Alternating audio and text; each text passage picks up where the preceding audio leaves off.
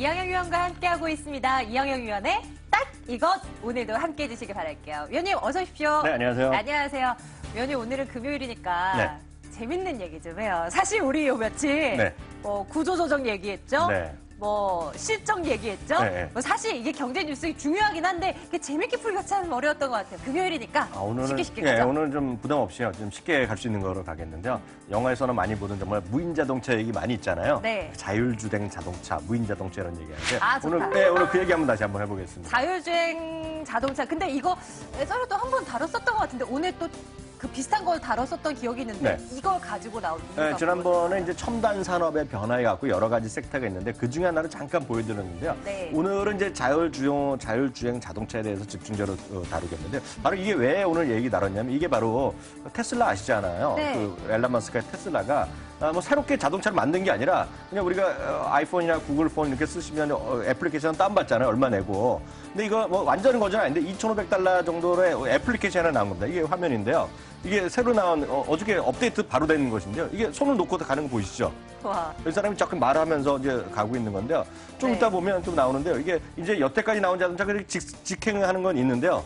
이게는 차선까지 확 바꿔요. 그러니까 버튼 한번 누르면 진짜 신기해. 왼쪽. 아니 영화가 아니라 이거 실제 상황인 거죠?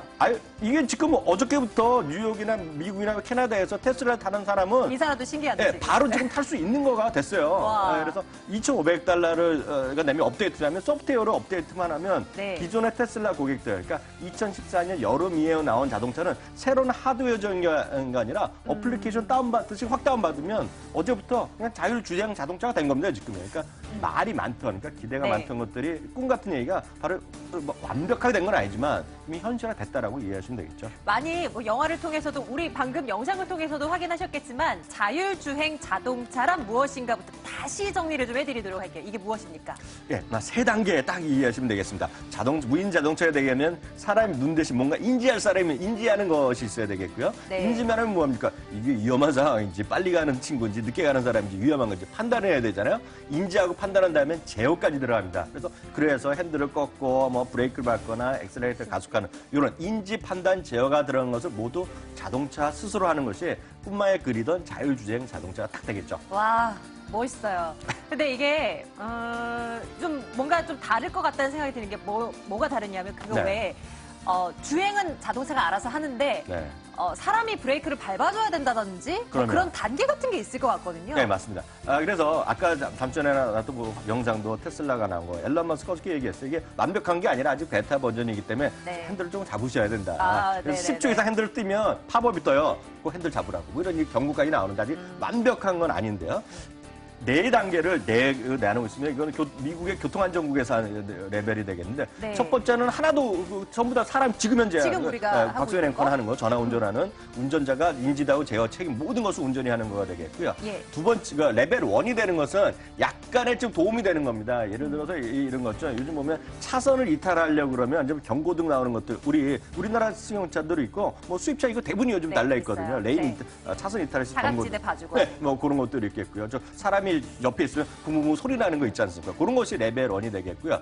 두 번째는 약간 조금 해갖고 제어를 사람까지 하는 겁니다. 요즘 보면 어떤 거냐 보면 우리는 별로 길이 막혀서 안 쓰는데 크루즈 컨트롤 같은 게 있습니다. 그러니까 고속도로 정속 주행할 때 100km로 세팅해 놓으면 네, 100km에서 알아요. 맞춰가고 언덕 올라가면 엑셀레이터 더 밟고 네. 조금 더 가속이 될 것 같으면 알아서 줄이고 브레이크 밟으면 풀리고. 딱 그거죠. 그게 레벨 2가 되겠는데요. 이때까지는 지금 할 수 있다는 얘기죠. 레벨 3는 여기서 인지 제어 책임의 상당 부분 자동차가 스스로 하는 거가 되겠고요. 네. 이게 컨디셔널 오토메이션. 그러니까 그 구글이라든가 지금 어저께 나왔던 테슬라에서 하는 것이 보통 3단계에서 4단계 사이라고 하거든요.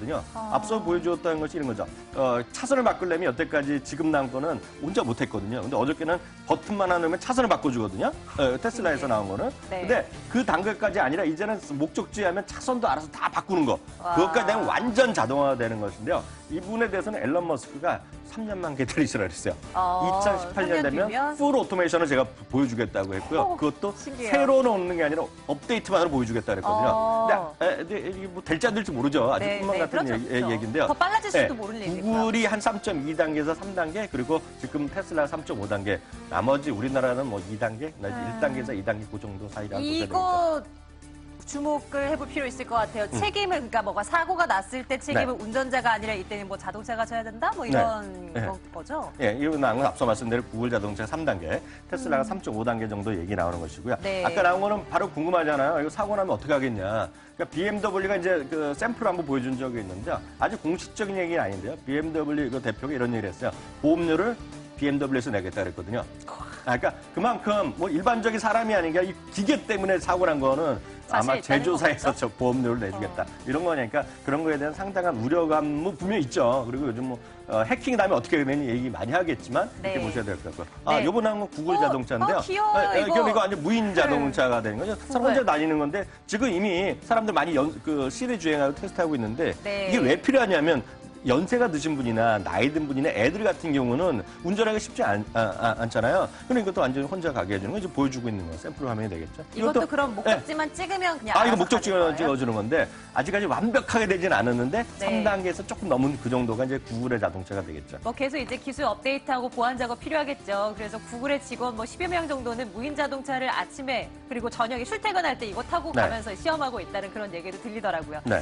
자, 근데 이제 기술이 개발을 돼도 정말 신기하고 그렇게 해도 많은 사람들이 다 공감하지 않는다면 네. 그리고 다 구매를 하지 않는다면 이게 말짱 도루묵이 된다는 말이죠. 아, 예. 사람들의 생각은 어떨까요? 이게 이제 두 가지를 보셔야 되겠는데 박소영 그럼 사시겠어요 이런 거?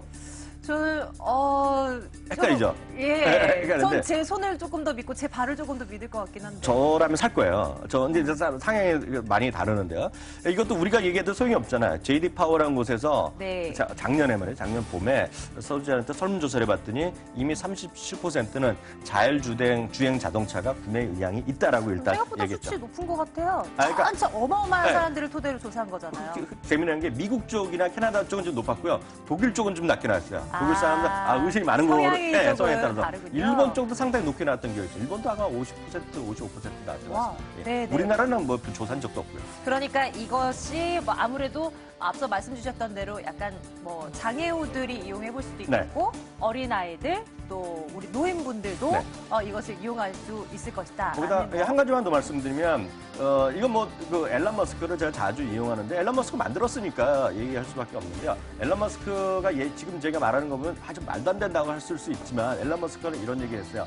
멀지 않은 시기에 로봇 얘기하면 로봇가 사람을 죽이는 그런 일까지 우려가 되기 때문에 뭐 규제된다는 얘기도 한 반면에 네. 무인 자동차 관해서 물어보니까 이런 얘기를 했어요. 멀지 않은 시기에 인간이 운전 자체가 불법이 될 것이다라는 얘기를 했어요. 네. 왜냐하면 위험하다는 거죠. 운전 자체가요. 사람이 오히려 네, 사람이 위험하다는 거죠. 네. 사람이 갑자기 술 마시고 할 수도 있고요. 갑자기 딴 생각하다가 스마트 보다가 사고 날 수 있잖아요. 그러니까 맞아요. 앨런 머스크 맞아요. 한 얘기입니다. 제 얘기가 아니라. 그래서 이럴 가능성도 있기 때문에 2040년이 되면 아직 꿈 같은 얘기지만 2040년 되면 전 세계 자동차의 80%가 완전 무인 자동차가 될 거란 뭐 전망도 있습니다. 스마트폰 보면서 운전하는 분들 요즘 너무 많잖아요. 이거 하면 안 그러니까요. 되는데 이게 네. 잘 안 되더라고요.